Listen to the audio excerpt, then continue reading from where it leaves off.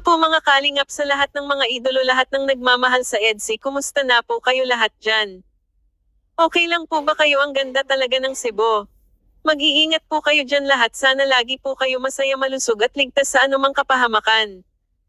Bago ang lahat, huwag po natin kalimutan suportahan ang ama ng Kalingap, Kuya Val Santos, Matubang Kalingap Rab, Ma'am Edna, at sa lahat ng mga team Kalingap at sa mga love team EDSI Jumcarl at sa iba pa po. Mag-marathon po tayong lahat sama-sama. Magbibigay po muna ako ng reaction dito kay VNC at Kalingap Edo. Napakaganda ng lugar na ito na pinuntahan nila VNC at Kalingap Edo. Napaka-romantic talaga, bagay sa kanilang dalawa. Marami silang memories kung saan-saan sila dalawa nagpunta. Ngunit si VNC, masaya nga ba siya kahit kasama niya na si Kalingap Edo sa mga lugar na magaganda? Yes, masaya si VNC dahil kasama niya ang lalaki, mahal siya at seryoso sa kanya. Ngunit gusto ni VNC na makasama ang kanyang buong pamilya. Mapagmahal din anak si VNC, sa kabila ng lahat magulang parent niya ang iniisip niya, hindi niya magawa mag-enjoy kahit kasama si Kalingap Edo dahil naalaala niya ang kanyang pamilya. Narito ang mixing video, panoorin po natin, huwag mag-skips ng ads para makatulong po tayo.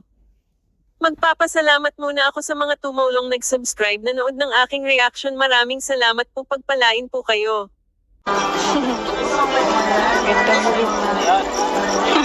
Ganda dito, no? Ang ganda ng gabi. Yung mga ganito palang klaseng lugar. Alam mo, sa biking pagpunta natin dito sa Cebu, no? Parang sobrang bilis ng oras, sobrang dami natin agad napuntahan. Gaya nito. Kanina, sa flower, parang ayoko nang matapos eh. Dami nating napuntahan. Sa flower garden, sa tops. Tapos ngayon, ito naman. Romantic naman. Bagay na bagay dito. Perfect po sa mga couple. Ha? Perfect po sa mga couple. Sinabi mo pa? Perfect talaga. Sa may mga couple. Ang dami pa pong pwede puntahan.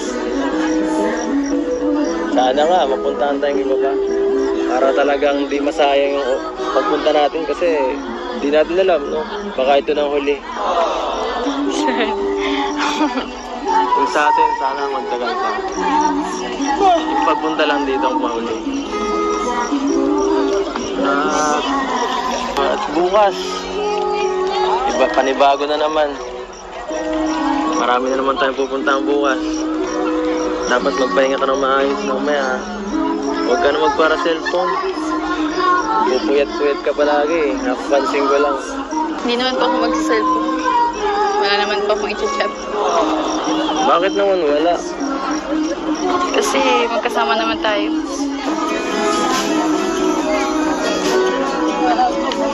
Tara. Kunan kita ng litrato dito. Para may mga alaala tayo sa bawat lugar. Hindi sa akin. I wanna push all the limits with you.